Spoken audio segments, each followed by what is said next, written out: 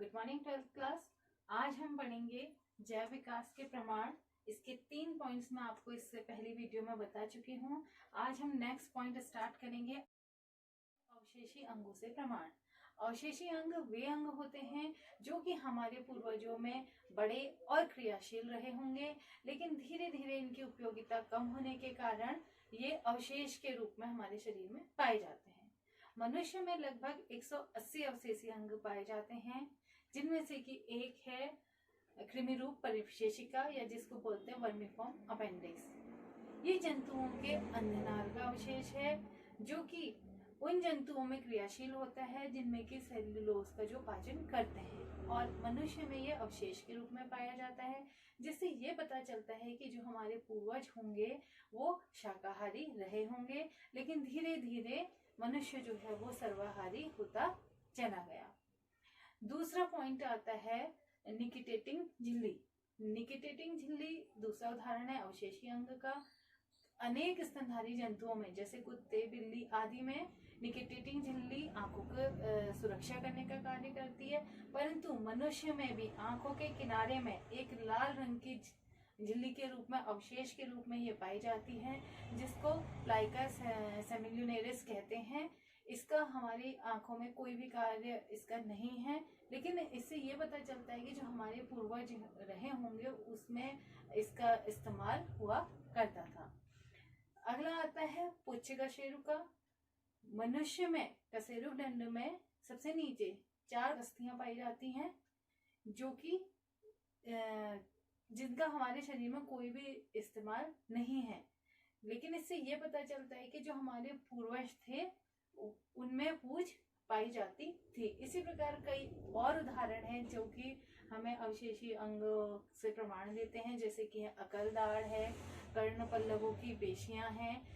ये सब अवशेषी अंगों से प्रमाण के उदाहरण हैं जो कि अवशेष के रूप में अभी भी हमारे शरीरों में विद्यमान है।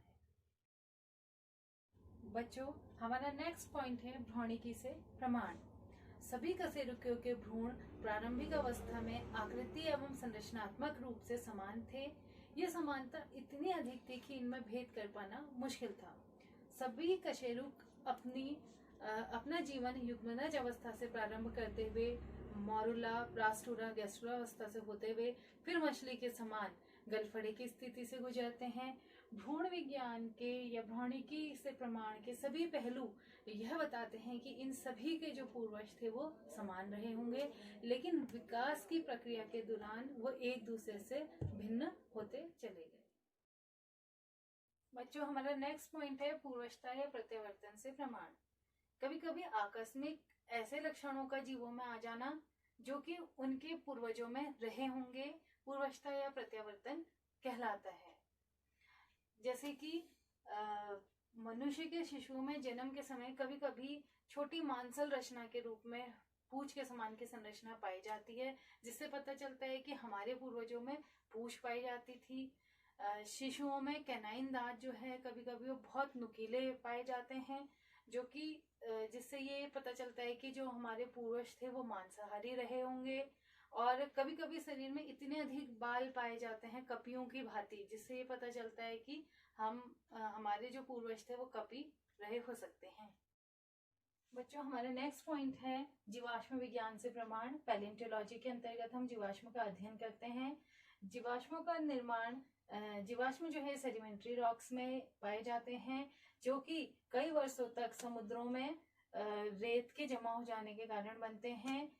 मरे हुए जीव जो हैं वो रेत से ढक जाते हैं और धीरे धीरे कई वर्षों में वो ठोस पदार्थों के रूप में परिवर्तित हो जाते हैं, और कई समय पश्चात उनका एक अक्ष जो है वहां पर को छूट जाता है, और जिससे के माध्यम से फिर हम उनका अध्ययन कर पाते हैं किसी भी जीव का। तो इससे हमें ये पता चलता है जीवाश्मों के अध्ययन के द्वारा कि विभिन्न भूवैज्ञानिक स्तरों पर जीवाश्मों के अध्ययन से पता चला कि ये विभिन्न विभिन्न वंशों के थे। इनके वंशों के बारे में हमें जानकारी मिली। दूसरा है सबसे नीचे पाए जाने वाले भूवैज्ञानिक स्तरों में सबसे सरल जीव पाए गए, उससे ऊपर जटिल जीव पाए गए। तो इनका अध्ययन इस आधार पर किया गया कि पहले एक कोशिक प्रोटोजोआ, फिर बहुकोशिक जंतु, फिर अकशेरुक जंतु और फिर कशेरुक जंतु। इस प्रकार से इनके जीवाश्म जो थे वो मिले। नेक्स्ट है कि जीवाश्मों के अध्ययन से हमें संयोजी कड़ियों के प्रमाण मिलते हैं। और अगला है कि जंतु की वंशावली का अध्ययन जो है हम वो जीवाश्मों के माध्यम से कर सकते हैं। जीवाश्मों के आधार पर जो भूवैज्ञानिक हैं वो भूवैज्ञानिक चार्ट का निर्माण करते हैं, जिससे कि हमें पता चलता है कि पौधों में पुष्पधारी पौधे और जीवों में स्तनधारी जो है वो सबसे विकसित जीव हैं। तो इस प्रकार जीवाश्मों के अध्ययन से हमें जैव विकास का पता चलता है। बच्चों, अगला पॉइंट है जंतुओं के भौगोलिक वितरण से प्रमाण। कई जीव जंतु जो थे वो एक स्थान पर रहते हैं और वहां पर जब उनकी संख्या में बहुत अधिक वृद्धि हो जाती है तो उनमें आपस में स्थान के लिए, भोजन के लिए, जनन के लिए आपस में प्रतिस्पर्धा होती है। और अगर वहां पर उन्हें इन सब चीजों के ये सब चीजें नहीं मिल पा रही हैं तो वो दूसरे स्थानों की ओर को जाना प्रारंभ कर देते हैं और वो जिस स्थान पर जाते हैं स्वयं को वहां के अनुसार अनुकूलित कर देते हैं। तो उसमें प्रारंभिक वाले जीवों से कुछ न कुछ विभिन्नताएं मिलती हैं। जब इन जातियों का अध्ययन करा जाता है, इनकी संरचना या इनके मूल लक्षण देखे जाते हैं तो उनमें कुछ न कुछ समानताएं पाई जाती हैं, जिससे पता चलता है कि विभिन्न स्थानों को चले जाने के बावजूद भी इनके जो पूर्वज थे वो एक समान थे। नेक्स्ट पॉइंट है हमारा कार्यकी तथा जीव रसायन से प्रमाण। विभिन्न जंतुओं के कार्यकी और जीव रसायन के अध्ययन से पता चलता है कि इनमें अनेक मूल समानताएं सभी जंतुओं में पाई जाती हैं, जैसे कि जीव द्रव्य की रचना और रासायनिक संयोजन जो है वो प्रोटोजोआ से लेकर स्तनधारियों तक सभी जंतुओं में समान होती है। दूसरा है कि डीएनए और आरएनए सभी जीवों में पाया जाता है और सभी की जो है मूल रचना वो समान होती है। सभी जंतुओं में जैविक ऑक्सीकरण के फलस्वरूप जो ऊर्जा होती है वो एटीपी के रूप में संचित होती है और विभिन्न जंतुओं में समान प्रकार के पाचक एंजाइम पाए जाते हैं। तो इस प्रकार से पता चलता है कि सभी के पूर्वज जो थे वो समान थे। तो अब हमारा जैव विकास के प्रमाण का लास्ट पॉइंट है आनुवंशिकी से प्रमाण। आनुवंशिकी विज्ञान के अध्ययन से पता चल चुका है कि जीन एक स्थिर इकाई है जो कि जीवों में बिना वंश बदले वंशागत होते रहते हैं और कभी कभी किसी परिवर्तन के कारण उत्परिवर्तन उत्पन्न होता है जिसके कारण भिन्नताएं आ जाती हैं।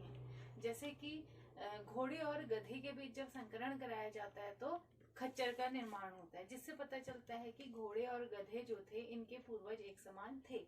इसी प्रकार मनुष्य कभी कभी लाभदायक जीव प्राप्त करने के लिए जीवों में उत्परिवर्तन कृत्रिम रूप से कराते हैं, जिससे कि लाभदायक जातियों का निर्माण होता है, जिससे कि ये पता चलता है कि इनके पूर्वज समान ही रहे होंगे और इस प्रकार से पुराने जीवों से नए जीवों का निर्माण हुआ होगा और इस प्रकार जैव विकास हुआ होगा। बच्चों, अब हमारा ये टॉपिक कंप्लीट हो गया है जैव विकास के प्रमाण। तो आपका आज का होमवर्क है कि जैव विकास के प्रमाण को भ्रौणिकी के प्रमाण के द्वारा स्पष्ट कीजिए। Thank you.